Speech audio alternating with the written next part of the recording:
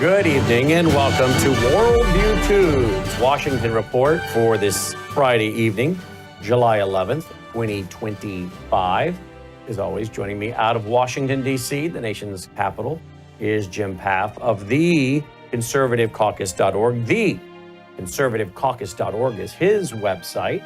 Jim, Mark Mitchell, I was texting with Mark. He's going to come on my broadcast next week.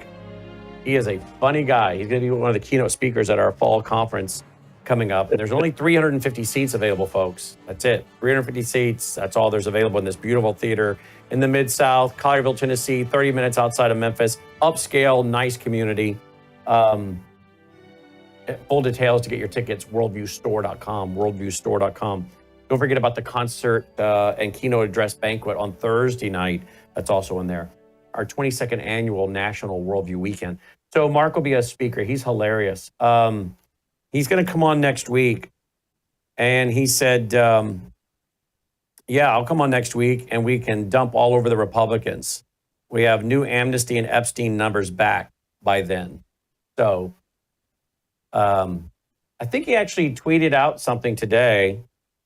What did he put out today? He put out something today about maybe having had a few too many drinks last night. What did he say? He says, but I'm rock hard sober now. And he said I had a few too many drinks and I was bashing on Republicans, but I'm totally sober now and it's going to be much worse. That's exactly right. Sorry for my tweets last night about the Republican Party. Had a few drinks. I'm stone cold sober now, so I will be much more harsh. I mean, these clowns, I'll tell you. I don't know what's going on, but I'll tell you something. Here we go. Laura Loomer. Pam Bondi is very damaging to President Trump's image. She drags the administration down, and the base doesn't want her as AG.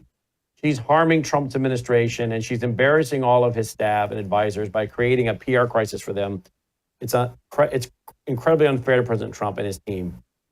Well, I would say, this is just my guess, somebody in the White House is telling her to put this out here to the MAGA crowd to get everybody ready for a departure of Pam Bondi. Pam Bondi, I don't know if Pam Bondi's married and has children. I have no idea. I've asked a few other people. Does she? I don't know if she has children, but she is married as far as I understand. Okay, I don't know. Maybe yeah. I just think she needs an excuse like, I'm retiring. I'm going to leave this job to spend more time with my family. But I'm like, that's the standard political response, right? Does she have a family? I'm like, I don't even know if she has a family. I'm giving up the job to spend more time with my cats. I don't know. Or my dog. I don't know. I have no idea what she's going to say at this point. She could just simply say, I'm sorry, I can't do the job because my real job as a Fox News correspondent is keeping me way too busy. So I'm going to have to let my side gig of AG go. I mean, I don't know what she's going to say, but I will tell you right now, my political gut tells me if Laura Loomer, who is very closely tied to President Trump, is putting out this about Pam Bondi, Pam Bondi is going to be leaving the administration. I don't know when, but she will not be AG before the year is over, maybe even before the summer's over, and that this is all political messaging. And they needed Laura Loomer to announce it to the MAGA crowd, to throw them a bone, to calm down. I'm just telling you, that's my gut. Your thoughts? I think it's possible. I'm going to tell you candidly, I don't sit around and make sure I understand what Laura Loomer's telling today. So no, I'm not sitting around with Laura Loomer's, but she is close. No, she's close, and that is a possibility. Listen, there's also a report. I think I sent it over to Logan that Axios apparently is reporting that Dan Bongino took the day off today because he's so frustrated. Mm-hmm. So it's hard to know. I wouldn't be surprised if they were frustrated with her. I have to tell you, I was hopeful that Pam Bondi would do some of the things that she apparently did do, and or as I recall her doing in Florida, that were pretty good. But again, that was a bit of a mixed bag. I've never been a big fan. Obviously, Matt Gaetz was not confirmable, and that would have been a great choice. there's got to be someone in there, maybe even Todd Blanche, by the way, who's really fantastic and very intelligent. Of course, he has some Democrat ties in his past, but someone competent that actually knows the freak what's going on and is also willing to keep things in order. I think there's disarray there. I don't think it just doesn't seem to me that Pam Bondi's the best choice there. I have far more. I trust Kash Patel and Dan Bongino more than I trust Pam Bondi. I don't know. Maybe Tom Fenton. Tom Fenton would be great. He's not a lawyer, though. He'll tell you that. And I know Tom. He just is great at promoting that organization and understands the law enough to be able to communicate. I don't think you need to be a lawyer to be the AG. No, you don't need to. But to get through confirmation, the chances of him getting through confirmation, not being a lawyer, pretty low. That's what's wrong with Washington, D.C. It is. We don't put the best people. We put people that have had degrees given to them and have been brainwashed by education, like attorneys are largely brainwashed. Attorneys, I hate to tell you, are some of the most corrupt people on the planet, and that's because they're brainwashed in their law training to be liars. Yeah, they're brainwashed to be liars. They're brainwashed to be crooks. Now you say, well, how do I know this? Because I researched it and I wrote a book, and in with that book, I quoted law professors. I can't remember what book it is. I wrote, because I've written like 16, 17 of them. But one of these books, I know which one it is. I think it's the one on grave influence, where I'm talking about Christopher Columbus Langdow, who gave us the idea of case law theory. Instead of looking at the Constitution, you look at case law. So you get one nut job court or judge to rule one way, and then you hang all your preceding rulings on that down through the line of history versus going back to original intent. And I think it was in that chapter, I quote a law professor at a very prestigious law school who said, I tell my freshman incoming first year law students, within the first couple of years of you going into a firm, you will not be the person you are today. You will justify lying and cheating, because the only way that you can make a very good living and keep the firm happy and become a partner is that you pad your billing, because no person can humanly work that many hours unless you have no family, no life, or you're a liar. He said, and most of you will succumb, and you will become people that you are not today, and you will become people you never thought you would become, because the system is rigged to reward lying and cheating. And that's lawyers. I have lawyers, obviously, but most lawyers are narcissistic liars and crooks, and they were trained and conditioned to be that way. And I don't think many of them even know they're that way. I think they have just fallen into a lifestyle that's normal of everyone around them, and that's who they are. And so instead of looking for lawyers to be the head of the Department of Justice, maybe we should look for good administrators, number one. Number two, my grandfather's brother was a judge here in Tennessee, about an hour from where I'm sitting. He wasn't a lawyer, but he became a judge. He became a county judge. Whatever he needed to know, he just looked it up in the books. And that's what most lawyers do anyway. So, this is ridiculous. We get the results we do because we put the people in we do, instead of putting in people that are qualified to be good administrators and run stuff. That's my opinion. That's all. One of the big problems with these large firms, and there's a lot of firm consolidation nationally. You'll see very major firms have something in various cities under the same umbrella. Well, one of the big reasons that there's a problem with this is most major law firms have a lobbying group that's part of what they do. Exactly. Most of the major K Street firms are also law firms, for example. Listen, being a lawyer is one of the worst things you can say about yourself. But at the same time, there are a lot of good lawyers. Like, there are some great prosecutors who never went into major law firms, but went straight into doing prosecution. Some very bad, some very good. You would want someone like that in DOJ, someone that made it through DOJ, which is rare, without being, harmed by that system, which has also been pretty corrupt. But the biggest reason we have this problem is we've propagated so much government.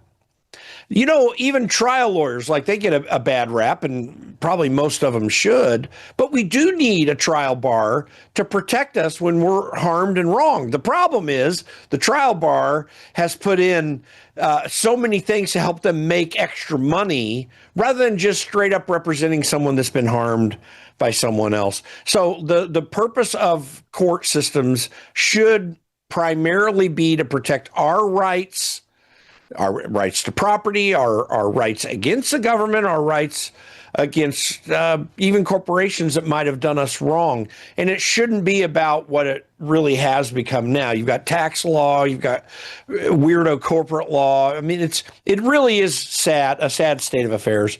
We have a rule of law system still that exists, and we're seeing it amongst a lot of frustrations actually play out. But it's so corrupt still that we're going to have a lot of time to get back to the place where a lawyer's just a basic job that just helps people mitigate circumstances when they come up. To get back to that would take a long period of time, but it's just a microcosm of a much worse problem of a government gone way overboard and far too involved in our lives. Yep. That's really where most of the bad parts of the legal system is dealing with what government does in terms of regulation and a lot of other things. All right, so watch for Laura Loomer because, again, I think she's become a mouthpiece for the MAGA movement. I think she gets stuff given to her by the White House. She puts it out, and so I think she's become a mouthpiece for the White House to get MAGA people to get ready for certain things or accept certain things or whatever. So anyway, don't ask me how I know all this because I would have to deny it all. Let's see, what else do we got here? You sent me something. What'd you send me?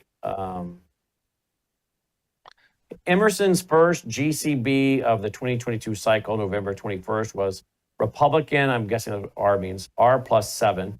It's D +3 right now. Yeah. GCB is a general congressional ballot. So it's just a general ballot test where you ask, who do you want to vote? Who do you most want to be in control of Congress, basically? And Republicans, a few years ago were way up, and they're down by 3. I will say this, and Mark will probably argue with me. I tried to say something on his timeline yesterday about it. We've had big Republican victories with D+, mild D+ on the generic congressional ballot. In 2010, Republicans were down on the generic congressional ballot for most of the year leading up to that election. So is it huge fire alarm? In my mind, not yet. And that's an Emerson poll too, and I'm not a big fan of Emerson's polling. They sometimes get it sort of right, but they also skew it. I will say this, as I've said over and over again, if Republicans in Congress don't do something pretty substantial, more than they've done, and the big beautiful bill is not that thing, that helps Donald Trump. That's something he can talk about. It's not something that can be positively talked about in Congress because they didn't go far enough. If they don't do a bunch of rescissions, pulling back spending over the rest of this year, and if they don't do something significant in the next 2 reconciliation hits in the fall and spring that Mike Johnson says they're going to do, and this is the only way they're going to move anything that's useful, by the way, because these only require a majority vote in the Senate. If they don't do something significant in those 2 hits, those 3 hits or multiple hits, they're going to have a problem when Democrats are on their heels. Democrats may save them for the first time ever. Republicans usually pull defeat out of the jaws of victory, but Democrats keep doing stupid stuff that I think is going to harm them. By the way, one other thing, sorry, I'm going along here. He also notes that there's a 30% drop in presidential approval amongst African Americans. That's actually a very important factor here. I don't know what it means. It's got to play out a little longer to be permanent, but it's starting to. They're little chinks in the armor we better be quite aware of. Yeah, indeed. Let's see, what else do we got here?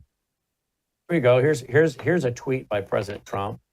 Very important that all Republicans adhere to my rescissions bill, and in particular, defund the Corporation for Public Broadcasting, PBS, and NPR, which is worse than CNN and MSDNC put together.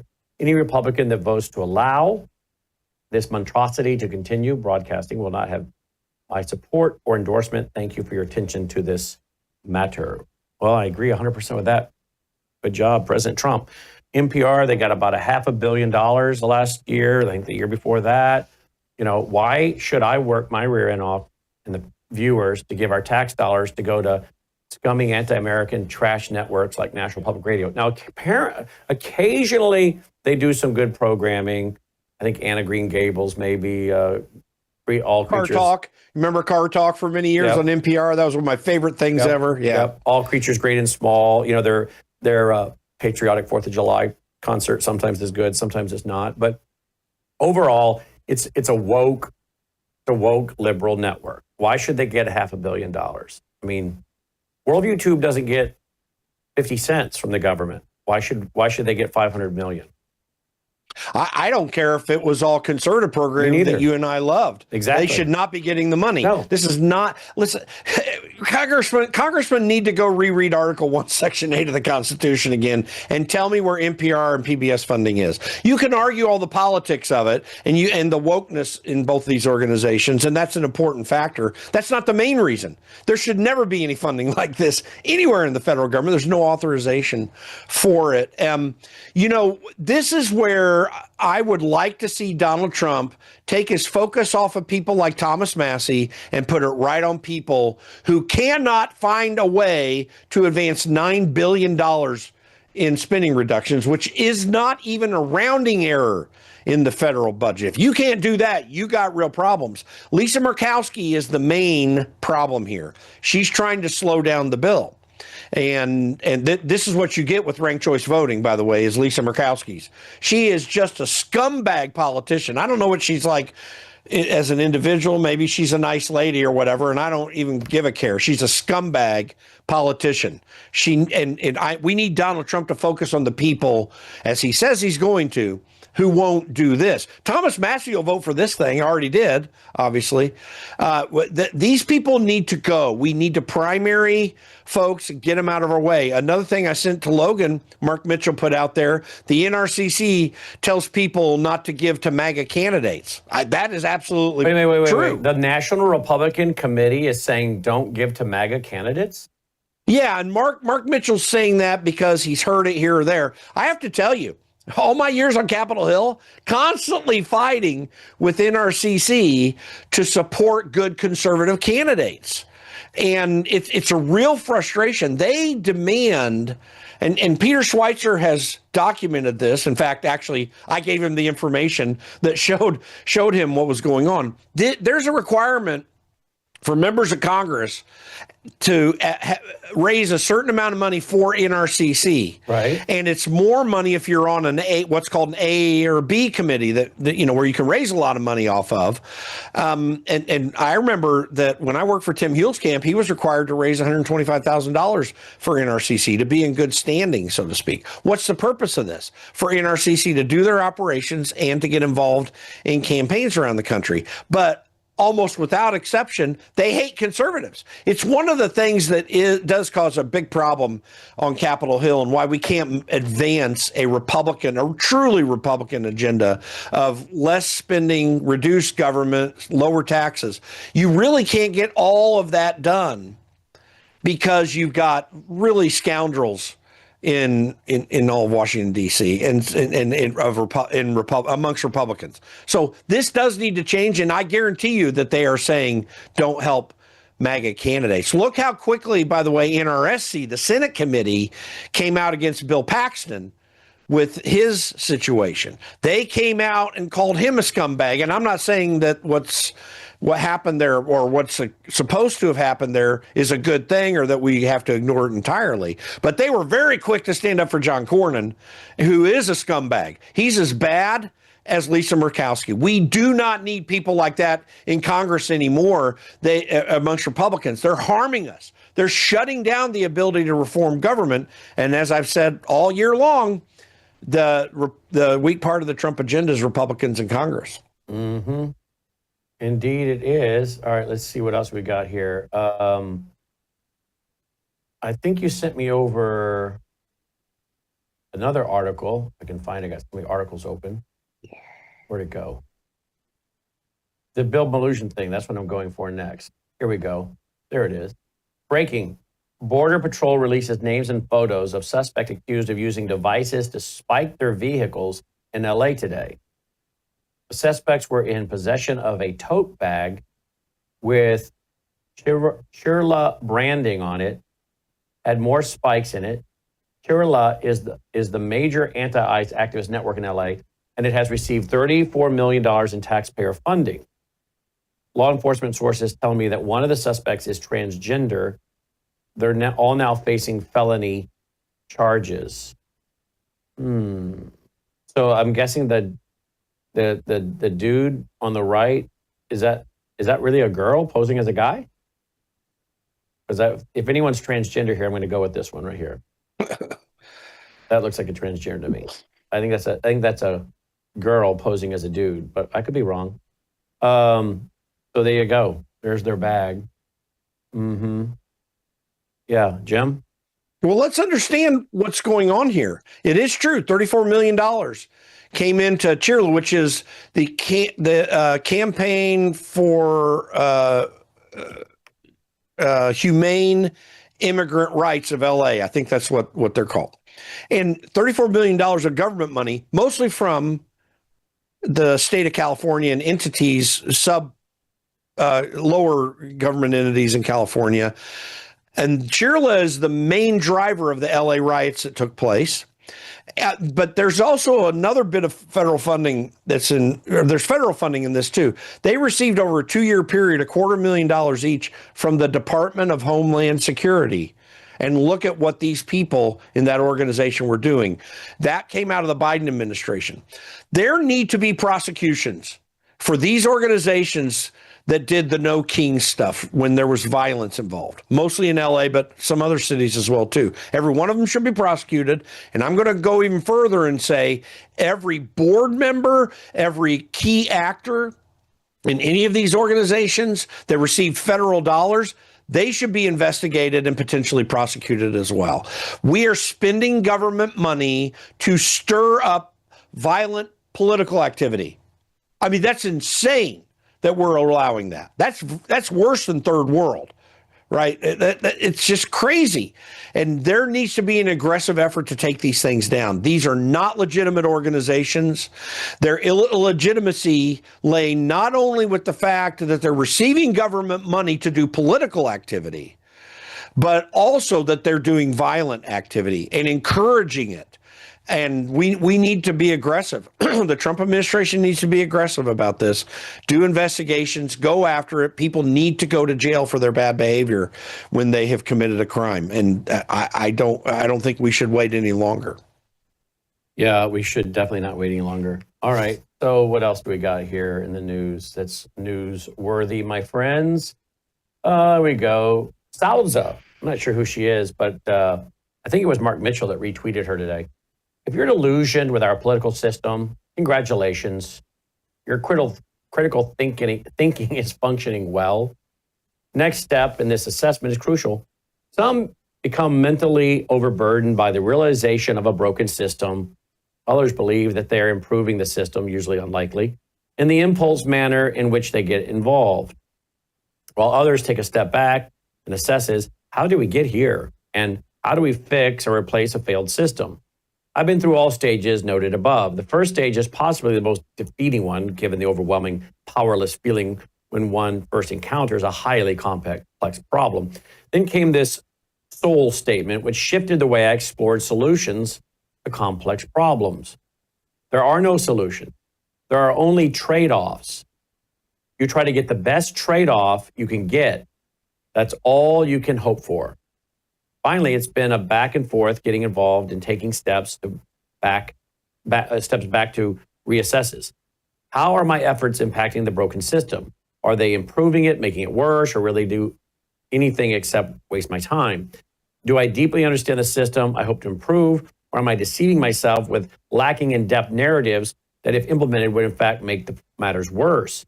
It's been a mentally taxing, sometimes disturbing other times stressful process to maintain my critical thinking tuned into the topic of our political system. Yet it's also been eye-opening and encouraging to see many awakening to the realization that the current system is falling apart, no matter which party or person's swap, and has been failing for a long time. Imagine that you have a car with a broken engine. You simply switch roads or swap out the driver and passengers. No matter how skilled or motivated they are, their car still won't run properly because the core mechanism that makes it move is faulty. To actually get the car moving smoothly, you must first replace the engine or the car itself. Now imagine applying the car scenario above to our political expectations. Perhaps reusing a broken system will only afford us different faulty results. So long as everything else remains the same, with the people, party, swap in these reusable processes, so where to now? I'm at the part where one realizes that the task ahead will be an adventure and yet tougher than initially assessed.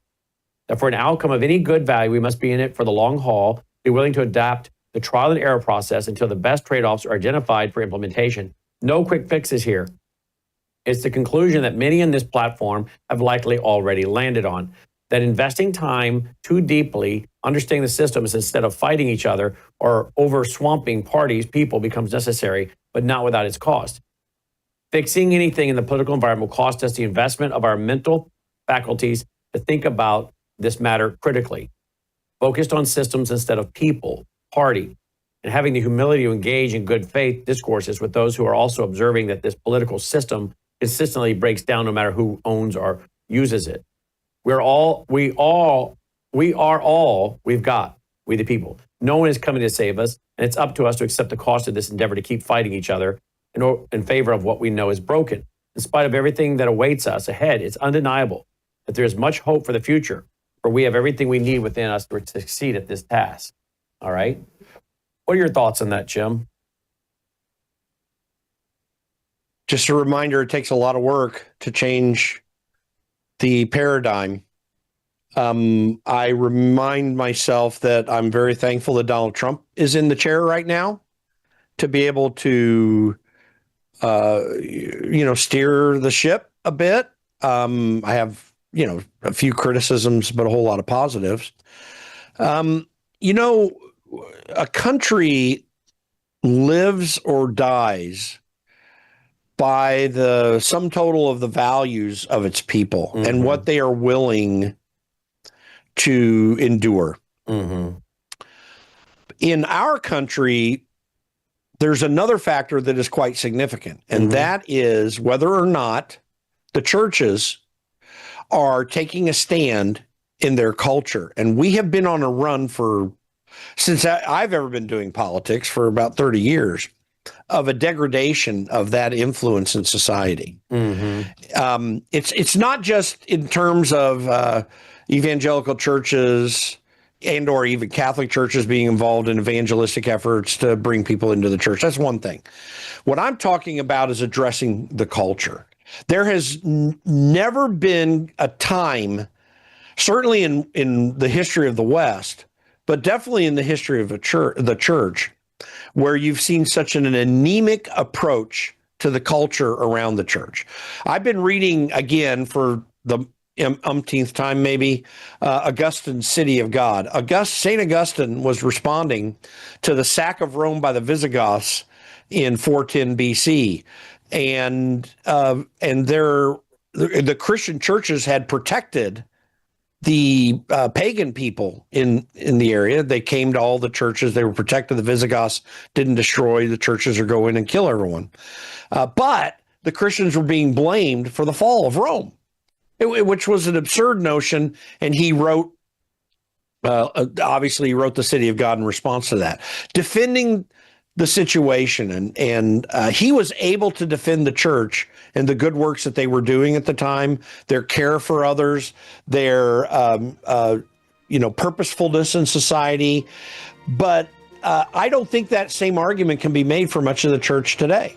I'm going to do a podcast next week. I'm going to record it. It'll come out soon with a very good friend of mine who's a PhD a classical history professor. We actually go to church together at my church in Bloomington, Indiana. Good man. We're going to kind of flesh this out. But I do not see the church having the same positive influence in culture and society today that we have seen historically. No, it's not. You're right, because we're not teaching worldview, which is why we started Worldview Weekends in 1993. And the church has really become a reflection of the culture, and the church has become like politics. It's about money and power, and it's about how much money you give to your church and church denomination, how much you kick back to the headquarters, then you get on special boards, and then you get to fly around the country and go to special things for ministry, which is all a crock. Take care. Tonight on the Worldview Report, no matter how hard they try to dismiss it, the Jeffrey Epstein saga continues to haunt the Trump administration. Now there's a new development that suggests it's not over. President Trump has officially thrown his support behind Lindsey Graham in South Carolina's 2026 Senate race. We'll show you why some members of his base are crying foul. 3 days after President Trump signed a bill into law defunding America's biggest abortion businesses, a lawsuit is filed to try and block the defunding. Moderna gets FDA approval for a new mRNA COVID shot, and the Trump administration puts out an official statement on chemtrails, whether they have any connection to weather manipulation. And AI steals another big swath of jobs at an American corporation. All these stories and more as the Worldview Report begins right now.